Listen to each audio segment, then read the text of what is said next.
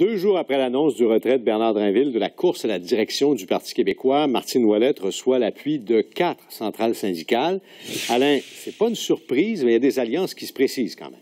Absolument, ça se précise. Les présidents de 4 centrales syndicales, pas les moindres, la FTQ Construction, l'Alliance canadienne de la fonction publique, l'Association des machinistes et travailleurs de l'aérospatiale et les métallos se sont rangés derrière Martine Ouellette. Martine Ouellette qui a repris une revendication des centrales syndicales et une proposition faite par Bernard Drinville, c'est-à-dire doubler le taux de couverture de la Régie des rentes du Québec pour permettre aux travailleurs d'avoir une meilleure retraite. Elle veut abolir les clauses orphelins, revoir la loi anti-briseurs de grève et elle s'engage à développer une politique de l'aérospatiale pour Montréal. Vous allez vous rappeler que le 7 novembre dernier, le président de la centrale, Daniel Boyer, avait laissé entendre qu'il voulait inviter les syndicats à bloquer la candidature de Pierre-Carl Pellado, mais s'était ravisé en disant que le bureau de la FTQ allait pas prendre position. Or, finalement, ce sont les chefs de syndicats régionaux qui décident d'appuyer Martine Ouellette.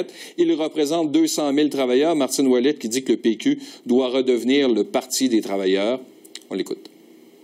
Je pense que c'est important, justement, de rebâtir, dans certains cas, les ponts. Vous savez, la FTQ, les différents groupes sont relativement autonomes. Enfin, on a une candidate qui défend nos valeurs, qui défend une société progressiste, qui défend la classe moyenne et qui non seulement le jase, mais elle veut être dans l'action, et moi je le sais qu'elle est dans l'action de ces sujets-là, veut moderniser certaines de nos lois du travail comme la loi anti-SCAB.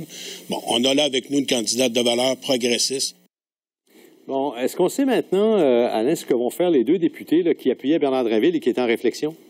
André Villeneuve de Berthier a publié une lettre ce matin dans les journaux en disant qu'il était très satisfait du travail de Bernard Drinville, mais qu'il allait prendre, lui, sa décision le jour du vote. Pour ce qui est de Carole Poirier de Hochelaga Maisonneuve qui appuyait Bernard Drinville, elle poursuit sa réflexion. Elle doit discuter avec son exécutif au cours des prochaines heures, mais elle m'a dit qu'elle n'était pas pressée de prendre une décision pour le moment. Et peut-être en terminant, vous dire que le SPQ Libre et Marc Laviolette, eux, ont décidé de se rallier à Martine Ouellette.